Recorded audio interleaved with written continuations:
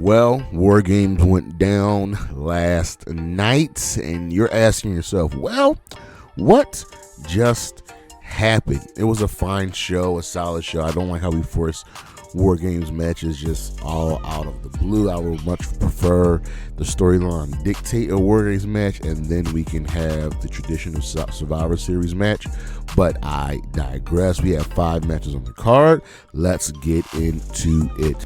So we opened up with the women's WarGames match, with the face team being Rhea, Ripley, Bianca, Belair, Naomi, Io, Sky, Bayley versus Liv Morgan, Nia Jax, Candice, LaRae, Tiffany, Stratton, and Raquel Rodriguez. And the MVP of this match, do not let anyone tell you it is Io Sky. It will always be Io Sky. Io has been in every single WarGames match. Candice LaRae is 2-0 in WarGames. Let me repeat that.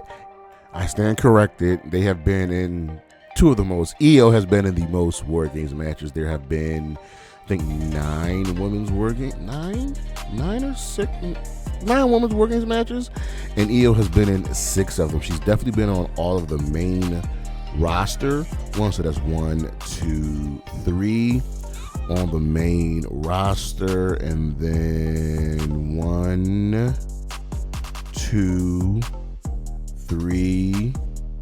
No, Io's been in every single women's WarGames match. I do not stand corrected. So she is the true MVP. But let's get back to the card. And this was a fine match. Like I said, Io was the true MVP of this match. Everything she did was adversely affecting everything else in the match. She was that good. Bayley started off and Nia Jax started off. We built and built and built. This is going to be the same thing that happened with the men's match, but the heels were just a better team and somehow still lost. Wink, wink, nudge, nudge. Spoiler. The crazy spots were Io doing her trash can spots and Tiffy doing a swanton off the top. But also, she hid the Money in the Bank briefcase in the trash can and was very much going to cash in, as both Liv and Nia were both laid out in front of her, but Raquel stopped her.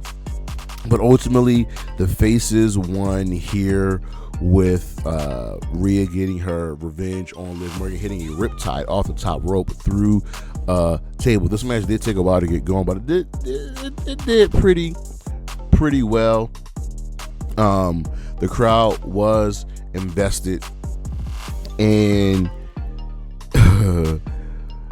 Raquel Rodriguez is not over, but it was really the match was really built around Rhea going after Liv and Bayley's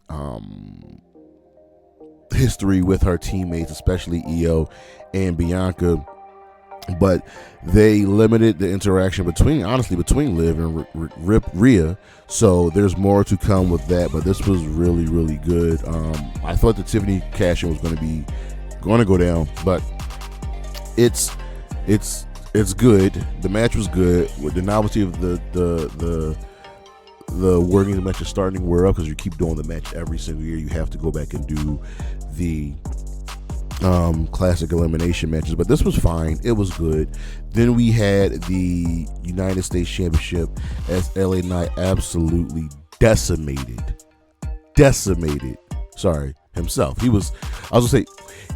Shinsuke beat his ass. Shinsuke was in control for the most of the match, and that Black Mist got to LA Knight. The crowd was definitely invested, and super evil heel Shinsuke is just over. This new character is just good. Knight was overcome and overwhelmed by Nakamura's presence, but Nakamura walks away as your new United States champion. I don't know why the crowd was surprised by the finish, and you knew it was coming. LA Knight was the right guy to take the championship over Logan Paul, but his reign hasn't been that great, so maybe the second go round will be good for him.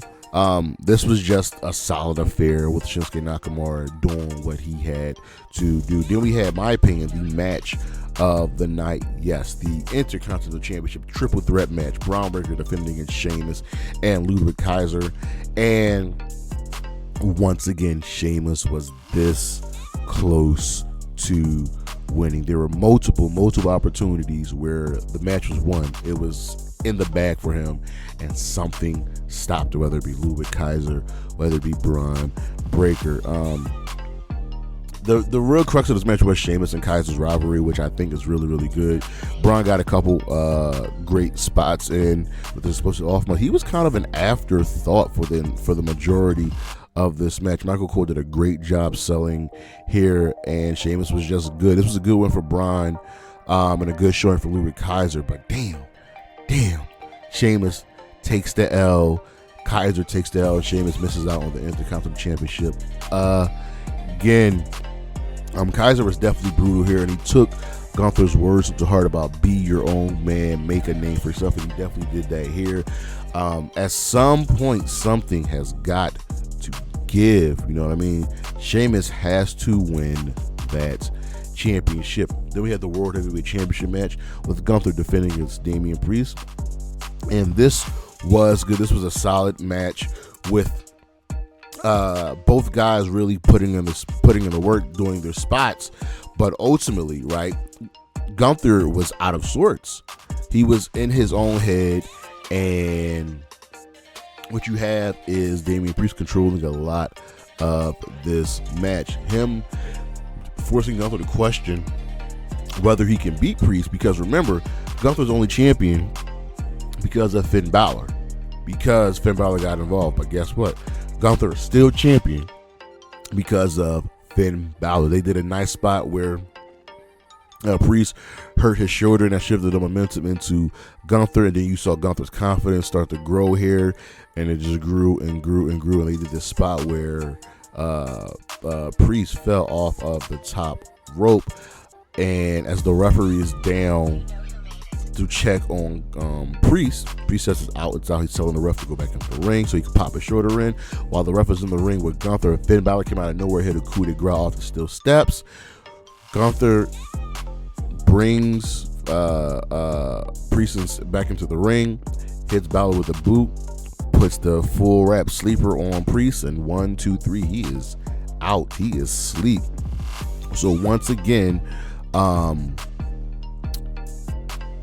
Gunther does not defeat Priest on his own. Once again, it is because of Finn Balor.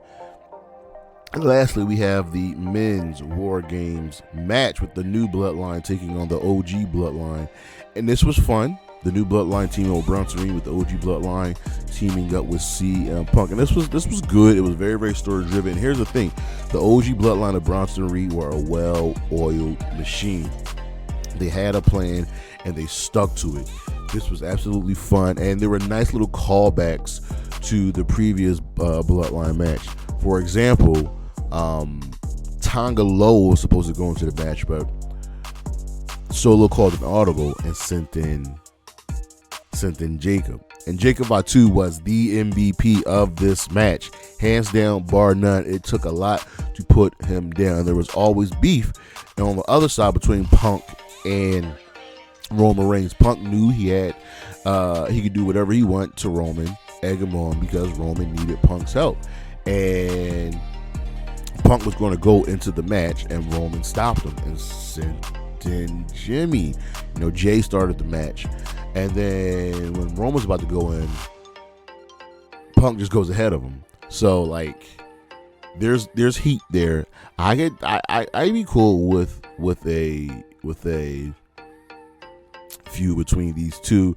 Bronson Reed was going for something. Remember, he went for a tsunami off the top of the cage through a table, and he missed as Punk saved Roman Reigns. This was good, but ultimately the OG Bloodline won as Solo Sikoa was the last man standing and took his licks from the face team. This was fine. Nothing happened after the match.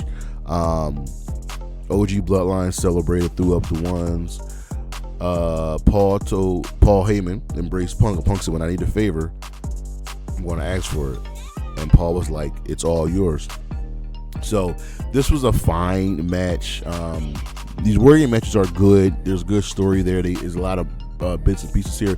I really thought the heel team should have won, just to put the OG Bloodline behind the lines for some here. The women's WarGames match, featured a lot of amalgamations of different feuds being sandwiched together that can work, but really didn't do anything. Whereas this one had the storyline all lined up. This fit a WarGames match. The woman didn't need a WarGames match. Ultimately, this was a good show. It was a fine show. I'm going to give it a 7 out of 10. We'll see where things fall in line at the end, because I want to know what this favorite CM Punk is going to ask for. But is this story over with the OG Bloodline versus the new Bloodline? There's got to be more, right? Because we have to get Jacob versus Roman.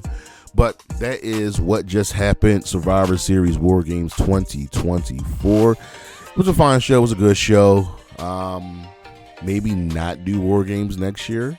And I know we're doing Elimination Chamber coming up in February. Maybe not do that match either. You're making the match not matter anymore. But I digress. That was the show. Thank you for listening. Thank you for watching. I'll see you when I see you. Peace.